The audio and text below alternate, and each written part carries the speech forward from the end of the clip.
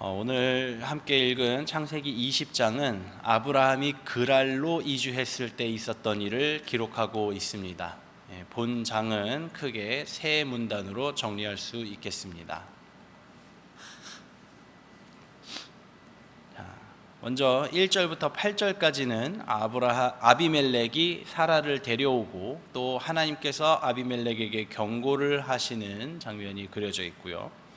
9절부터 16절에는 아비멜렉이 아브라함을 불러다가 신문하는 장면과 또 아비멜렉이 아브라함에게 사과하는 내용들이 기록이 되어 있습니다. 그리고 마지막 17절과 18절에는 아비멜렉 가문이 회복되는 이야기를 그리고 있습니다. 오늘은 이 아비멜렉의 이야기를 통해서 하나님께서 어떻게 우리를 인도하시고 이끄시는지에 대해서 함께 알아보고자 합니다. 먼저 우리가 알 것은 이 아비멜렉이라는 이름의 뜻입니다. 아비멜렉의 이름의 뜻이 무엇인가 하니 아버지는 왕이시다 라는 뜻이에요. 혹은 다른 의미로는 아버지이자 왕이다. 그래서 앞에 있는 아비라는 단어가 아버지라는 뜻이고 뒤에 있는 멜렉이라는 단어가 왕이라는 뜻을 가지고 있습니다. 이 두 단어가 합쳐져 가지고 이제 이런 의미를 만드는 것이죠. 그래서 멜렉이라는 이름은 이제 다른 데에서도 많이 등장을 하는데 약간 변형시켜서 멜기세덱이라는 이름에서도 나오고 말라기 선지자의 이름도 이 멜렉에서부터 유래된 것이라고 볼 수가 있습니다. 또 아비라는 이름은 성경에 많이 등장합니다. 아비아달, 아비가일, 아비수 등등 아비라는 이름은 정말 많이 쓰고 있죠. 성경에서는 근데 아비멜렉이라는 인물에 대해서 성경을 찾아보면은 주로 이제 창세기에 많이 나오고요. 그 다음에 많이 나오는 데가 이제 사사기에서 많이 나오고요. 그리고 역대기에서 한두 번 정도 언급이 됩니다. 그런데 우리는 그 중에서도 이 창세기의 내용을 살펴볼 텐데, 이 앞서서 방금 전에 말씀드렸다시피 어떻게 한 인물이 지금 아브라함 시절의 이야기에서 첫 등장을 하고 있는데 사사기 시절까지는 또 시간이 엄청나지 않습니까? 그런데 어떻게 그렇게 등장할 수 있느냐라고 생각하실 수 있는데 이 다른 인물입니다. 일단 사사기에 등장하는 아비멜렉은 기드온의 아들로서 한 사람의 이름이고요. 그 다음에 우리 창세기에서 기록에서 나오는 이 아비멜렉은 사람의 이름이 아니라 왕의 이름입니다. 왕의 이름. 그래서 우리가 이집트에는 왕을 파라오라고 부르죠. 우리 성경에서는 애굽 나라의 왕이 바로다라고 하는 것.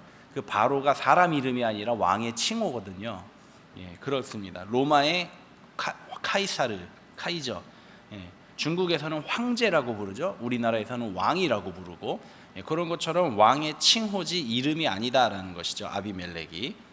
그래서 그랄 왕이라고 기록이 되어 있습니다. 지금 우리가 기억하기 쉽게로는 블레셋 지역의 한 도시인 그랄 지역을 담당하는 왕인데 이후에는 이 블레셋 지역이 5개의 도시를 중심으로 해서 서로 왕을 돌아가면서 합니다. 통치자를. 그래서 그 왕의 이름이 블레셋 왕의 이름이 아비멜렉이다 라고 알고 계시면 되겠습니다. 자, 본문의 이야기에서 또 등장하는 아비멜렉은 이후에 창세기에서 또 등장하는데 어디서 등장하는가 하니 이삭의 이야기에서 또 등장합니다. 거기서도 똑같은 이야기로 등장합니다. 이삭도 우리가 알다시피 이삭도 아버지랑 똑같은 일을 하죠. 자기 아내 리브가를 데리고서는 내 누이입니다. 그래가지고서는 또 그 데려갈 뻔하다가 이제 그거에 대해서 다시 물리는 그런 일이 또 일어나는데 그때도 아비멜렉과 사이에서 이런 일이 있어요. 근데 그 아비멜렉과 이 아비멜렉은 또 다른 인물입니다. 시대적인 차이가 있기 때문에.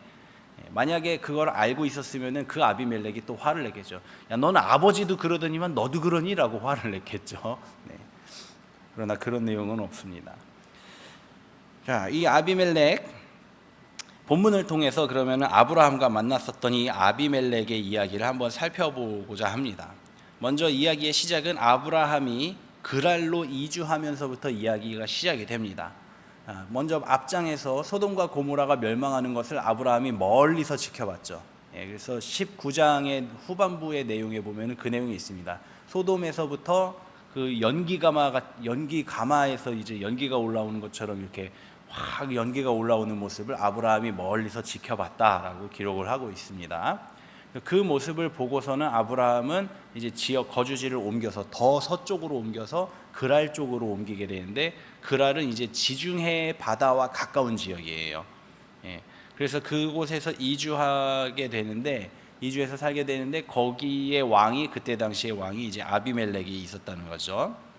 근데 그때 당시에 왕 아비멜렉이 사라에 대한 소문을 듣습니다. 아브라함이라는 자가 이제 거류하러 이 땅에 왔는데, 그와 함께한 여인 중에 사라라는 여인이 있는데 그 여인이 엄청나게 아름답더라 하는 소문이 벌써 쫙 퍼졌어요, 도시에. 그러다 보니까 왕이 그 소문을 듣고서는 야, 가서 그 여인 데려와라. 얼마나 아름다운지 보고, 아름다우면 어떻게 하겠어요? 자기 아내로 삼으려고 하겠죠. 예, 그렇게 이야기가 진행이 되는 것입니다. 그래서 사람을 보내서 사라를 궁으로 데려가게 된 것이죠.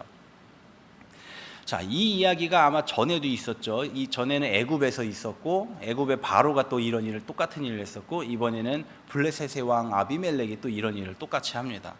아마 여러분들 이 이야기를 몇 번 읽으면서 아마 그런 생각이 들으셨을 수도 있습니다. 도대체 사라가 얼마나 아름다웠으면은 이런 일들이 계속 생길까?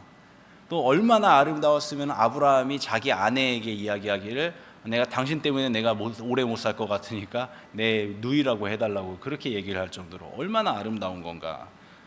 그런데 여러분들 잘 생각해 보시면 이상한 게 있을 수 있습니다. 애굽에 내려갔을 당시에 사라의 나이가 몇 살입니까? 거의 80세요. 80세가 넘은 걸로 알고 있어요. 그러면 오늘 본문에서 창세기 그랄로 옮겨갔을 때의 사라의 나이는 언제입니까?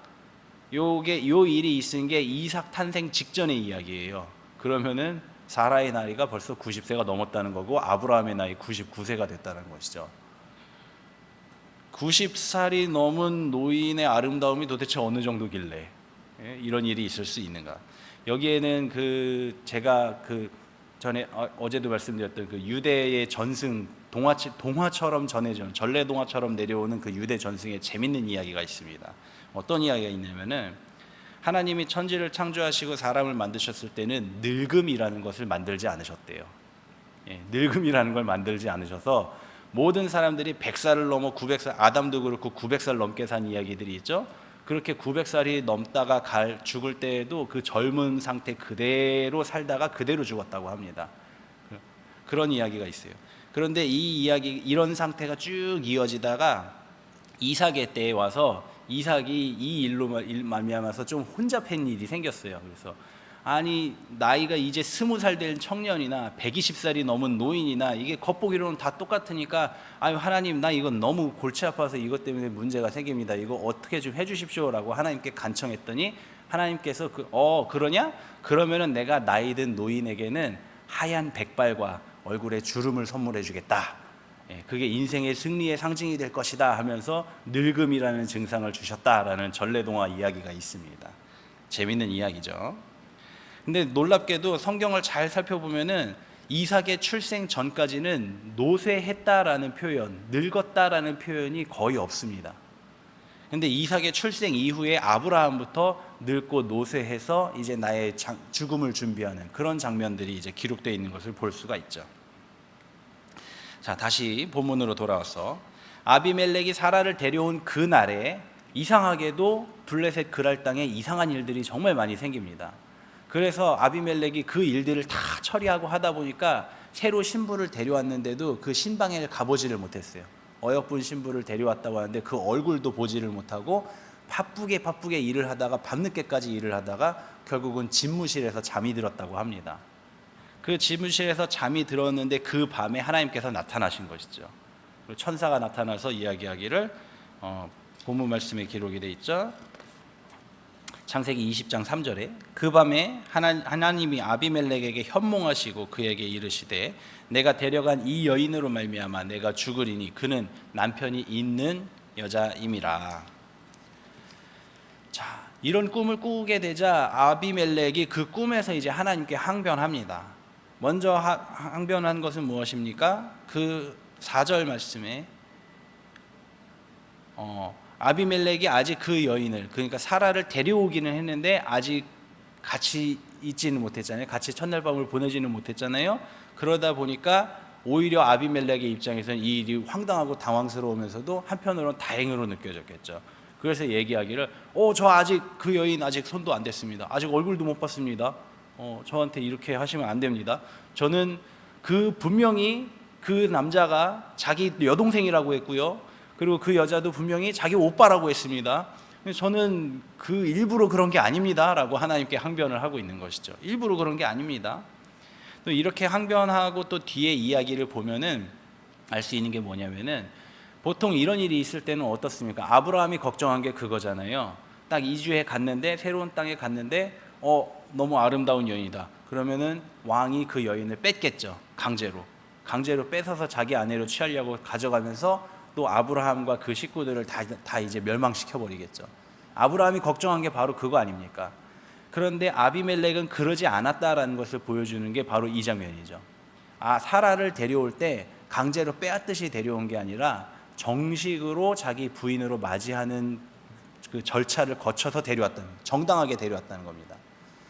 또 한 가지 생각해 볼 수 있는 게, 이때 고대 이스라엘 이때 당시의 문화 중에서 여자를 아내로 데리고 올 때 그 남자 신랑 집에서 그 여인을 데려오는 거에 대한 납폐금을 상당히 많이 지불했어요. 그래서 고대 사회에서는 딸이 곧 재산이다라는 말이 있을 정도로, 그런 얘기가 있을 정도로 딸을 시집 보낼 때는 상당한 양의 재물을 받는 거를 이제 그때 당시의 풍습이었습니다. 하물며 아비멜렉은 왕이었습니다. 왕후를 맞이하는 그런 의식이었어요. 납폐금을 적당히 주진 않았겠죠. 아브라함에게 어마어마한 양의 납폐금, 양과 소와 금은 재산들을 이제 아브라함에게 줬을 것입니다. 그런 절차를 치렀기 때문에 아비멜렉은 더 당당하게 하나님한테 말할 수가 있는 거죠. 저 악한 마음 가지고 이렇게 한 거 아닙니다. 하나님께서도 아시죠? 지금 다 보셨잖아요. 저 악한 마음 하나도 없었습니다. 저는 솔직하고 깨끗한 마음으로 이렇게 했습니다 라고 항변을 합니다. 그래서 하나님께서 답변을 하시는 게 뭡니까? 나도 안다. 그렇기 때문에 오늘 네가 신부를 못 맞이하러 가게끔 내가 막은 거다 라고 하나님께서 말씀을 하십니다. 내가 막은 거다. 그리고서 또 말씀하시기를, 이제 그 여자 돌려보내고 아브라함 찾아가서 용서를 구하고 그 아브라함이 너를 위하여서 축복 기도를 하면은 내가 너의 집에 건 저주를 풀어주겠다라고 하나님께서 말씀을 하시는 것이죠. 본문에서 아비멜렉과 하나님과의 이야기 장면은 여기서 끝나는데, 그 전래동화에는 또 전승에는 또 재밌는 이야기가 한 가지 더 있는 게 뭐냐면은, 하나님께서 아비멜렉의 그 정당함을 인정을 하셨는데 그 뒤에 한 가지 잘못을 지적을 하셨다는 내용이 있어요. 무슨 잘못을 지적을 하셨냐면은, 아브라함이 그랄 땅에 거류하기 위해서 이주해 온 거잖아요. 근데 그때에 그랄 왕 이 아비멜렉은 손님 왔다고 해서 나가서 환대해 주지 않았어요. 그 손님이 왔을 때 나가서 환영해주고 환대해주는 거는 그 고대 근동 이스라엘 지역, 그쪽 지역에서의 기본적인 문화와 예절 중 하나인데 그걸 하지 않았다는 거예요, 아비멜렉은. 근데 그걸 하지도 않고, 환대를 하지도 않고, 얼굴도 보지도 않았고, 심지어 아브라함한테 직접 물어본 것도 아니에요. 그냥 사람을 보내서 이 여자가 누구냐, 그러냐, 그럼 데려가겠다, 사람을 보내서 그렇게 한 거지 직접 한 것도 아니에요. 그러면서 그런 관계면서 대뜸 여자를 데려와서 아내로 삼겠다라고 하는, 네가 지금 그건 잘한 짓이냐라고 하나님께서 책망하셨다라는 내용이 또 전해져 오고 있습니다. 자, 그래서 이런 일들로 말미암아서 결국은 아비멜렉이 그 여인을, 사라를 가까이 하지 않고 그대로 돌려보내죠. 아브라함을 먼저 궁으로 부릅니다. 그래서 그 궁에서 이제 이야기를 하죠. 도대체 이게 어떻게 된 일이냐, 우리 이런 일이 있었다, 우리 밤 사이에 이런 일이 있었는데 이게 대체 어떻게 된 일이냐, 너는 솔직하게 얘기해라. 그러면서 꾸짖으면서 이제 얘기를 했더니 아브라함이 솔직히 대답을 하는 거죠. 사실 이래서 내가 죽을까 봐 이렇게 했습니다. 사실 이게 얼마나 못난 남자의 행동입니까? 사실은 자기 아내와 자기 식구들을 지켜주지를 못한 강정 자기 죽을까 봐 그렇게 한다는 거, 이거 참 못난 모습이죠. 그럼에도 불구하고 참 하나님이 아브라함을 쓰신 게 은혜입니다. 참 은혜입니다. 그 이야기를 다 듣고 나서 아비멜렉이 오히려 아브라함에게 사죄를 하죠. 내가 잘못했다. 그리고서는 아비멜렉이 아브라함에게 또다시 예물을 줍니다. 사죄의 예물을 줍니다.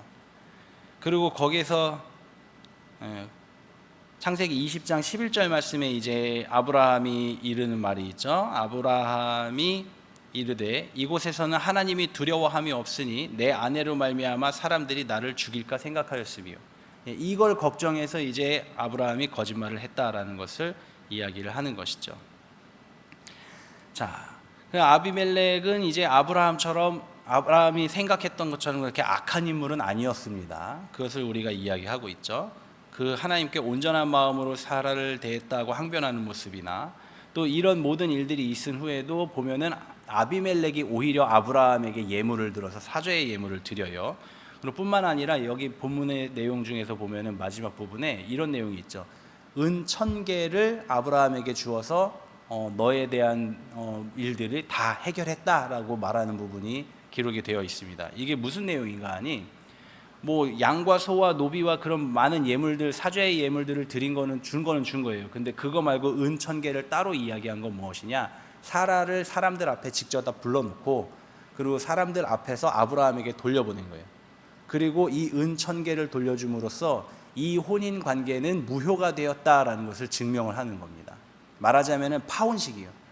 그런데 이런 일이 있을 때에, 결혼이나 이런 약속들이 파혼됐을 때에 그 위자료, 위약금을 주는 쪽은 어느 쪽입니까? 약속을 깬 쪽이죠. 아비멜렉이 이 은 1000개를 사람들 앞에서 아브라함에게 줌으로써 이 혼인 계약이 무효가 된 거는 나 때문이다라고 인정을 하는 거예요. 근데 솔직히 말하면 아비멜렉 때문은 아니잖아요. 아브라함이 처음부터 속인 게 잘못이지. 그런데도 불구하고 아비멜렉은 하나님의 경고하심을 겸손하게 받아들여서 자기 잘못이라고 사람들 앞에서 인정하면서 이 혼인 계약이 파혼됐음을 증명을 하고, 또 사라에게 아무 일 없었다라는 걸 증명한 거예요. 사라를 내가 데려와서 하룻밤이 지났지만 아무 일 없었다라는 것을 깨끗하게 증명을 하는 그런 모습을 볼 수가 있습니다. 자, 이렇게까지 모두 다 했을 때에 하나님께서는 아비멜렉 가문에 내리셨던 저주를 이제 거두시죠. 오히려 위기가 변하여 복이 되는 그런 모습을 우리가 볼 수가 있습니다.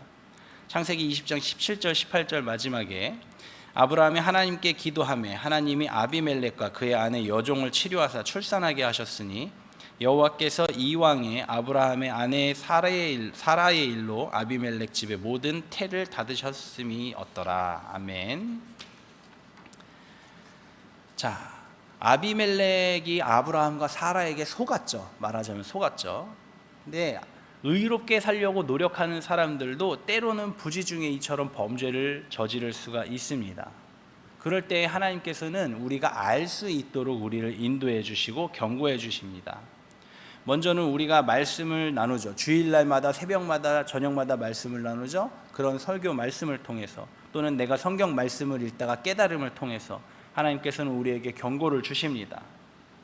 거기에서 그 경고를 근데 알아듣지 못하고 더 나아가면은 물질과 재물을 막으셔요. 그래서 자꾸 일이 안 풀리게 됩니다. 이런 걸로 하나님께서 경고를 해주셔요. 근데 거기서도 못 알아듣고 고집 부리고 더 나아가면은 그 다음에는 하나님께서 건강을 치십니다. 더 이상 앞으로 나갈 수 없게 만들어 버리세요. 근데 거기서까지도 고집을 부리고 계속해서 죄악의 길로 나아간다면은 그때는 하나님께서도 막지 않으십니다. 그 다음에는 이제 심판과 책망이 있을 뿐이에요. 그리고 이런 하나님의 경고를, 이렇게 하나님께서 우리를 경고하면서 이끌어 가시는데, 이 경고를 깨달아 알려면은 늘 깨어서 기도하는 것은 물론이고 항상 의롭고 경건하게 살기를 힘써야 하나님의 이런 경고하심을 받아들일 수 있다는 것을 기억하시기 바랍니다. 자, 우리가 성경의 역사를 살펴보면서 알지만은 하나님께서는 늘 경고하셨어요. 그게 악한 사람이든지 아니면 선한 사람, 의인이든지 그 사람이 누구든지 간에 그 사람이 잘못된 길로 나아가고 있을 때는 언제든지 경고를 하셨습니다. 네, 오늘 아비멜렉에게도 이렇게 경고를 하셨죠. 이 전에 나온 말씀, 바로 전에 나온 말씀이 노아 때의 이야기도 보면은 노아를 통해서 하나님의 말씀을 계속해서 선포하셨어요. 우리 회개해야 된다. 하나님께서 심판하신다. 우리 이거 돌이켜야 된다. 안 되니까 방주 만들어 놓고서 우리 방주 타야 된다. 하나님께서 멸망시키신다고 했다. 계속해서 말씀을 전하는데 어떻게 됐습니까? 아무도 듣지를 않았죠. 아무도 듣지를 않았어요. 바로 앞전에서 읽은 롯의 이야기에서도 보면은 롯이 자기 예비 사위들에게 가서 이야기를 합니다. 하나님께서 이 성읍을 멸망시키신다고 했다. 도망가자. 우리랑 같이 도망가자. 뭐 아직 정식으로 결혼한 건 아니지만 그래도 예비 사위들이니까 예비 사위들을 위해서 그렇게까지 얘기를 했단 말이에요. 근데 성경에 뭐라고 기록되어 있습니까? 예비 사위들이 롯을 비웃었다라고 기록을 하고 있어요. 비웃었다고. 노아도 그렇고 롯도 그렇고 그때 당시에 기준으로 치자면 그래도 어른입니다. 그래도 윗사람이에요. 그런데 윗사람이 얘기를 하는 거를 다들 비웃고 조롱하고 그랬다는 거는 이건 벌써부터 이 사람들의 성품이나 그 사람들의 생활 태도가 경건하고는 거리가 멀었다는 걸 의미를 합니다. 이렇게 살아가는 사람들은 하나님의 경고하심을 들려줘도 받아들일 수가 없는 거예요. 사랑하는 성도 여러분, 하나님의 경고를 듣고 돌이켜 회개하기 위해선 그래서 경건한 삶이 필요합니다. 우리가 깨어서 기도하는 걸로 하나님께서 나에게 직접 말씀으로 해주시는 경우는 흔치 않아요. 또 성경 말씀을 통해서 우리가 깨달을 수 있다라고 말씀을 아까도 드렸는데 그것도 깨닫는 사람이 흔치가 않아요. 그렇게 영적으로 깨어있는 사람이 그렇게 흔치가 않습니다. 그러면 이제 보통 이제 그 어떤 권면이나 아니면 어떤 징조를 통해서 우리가 알아야 되는데 그거를 깨달아 알고 겸손한 마음으로 받아들이려면은 항상 경건하고 의롭게 살기 위해서 노력하는 삶의 태도가 있어야만 가능하다라는 것이죠. 오늘의 본문 말씀의 아비멜렉처럼 심지어 하나님을 섬기지 않는다 하더라도 경건하고 의롭게 살려고 하는 자들에게는 하나님께서 자비를 베푸십니다. 그런데 그렇지 않은 이들에게는 심지어 하나님이 자비를 베푸셔도 소용이 없다라는 것이죠. 하나님이 경고를 듣고 돌이켜 회개한 이들에게는 하나님께서 오히려 복을 더하여 주신다는 것을 기억하시기 바랍니다. 오늘 본문 말씀 마지막에서도 나왔듯이 하나님께서는 아비멜렉이 잘못된 길로 나아감으로 말미암아서 여러 가지 일로 아비멜렉을 막으셨습니다. 그리고 그 이후에 아브라함이 다시 아비멜렉을 위하여서 축복하고 기도하자 그 집에 태를 여셔서 자녀들을 출산하게 하셨다라고 기록을 하고 있는 것을 우리가 보고 있죠. 이처럼 우리가 의롭고 경건하게 살기를 힘쓰다가 혹시 죄악의 길로 잘못 빠졌다면은 그리고 하나님의 경고하심을 내가 깨달았다면 하나님께서 나를 지금 경고하고 계시구나라는 걸 깨달았다면은 즉시 돌이켜서 하나님의 길로 돌아오시길 바랍니다. 그리고 회개하고 그에 마땅한 징계를 받거나 아니면은 예물을 드리거나 하면서 이제 하나님 앞에서 회개에 마땅한 열매를 맺을 때에 하나님께서는 우리를 회복시키시고 우리에게 복을 더하여 주심을 기억하시기 바랍니다. 우리 하나님께서는 아무도 멸망하기를 원치 않으시는 분이십니다. 그리고 모두가 돌이켜서 구원에 이르고 하나님의 은혜 안에 머물기를 원하시는 분이 바로 우리 하나님이십니다. 그 하나님을 믿으며 의지하며 나아가시는 우리 모두가 되기를 주님의 이름으로 간절히 축원합니다.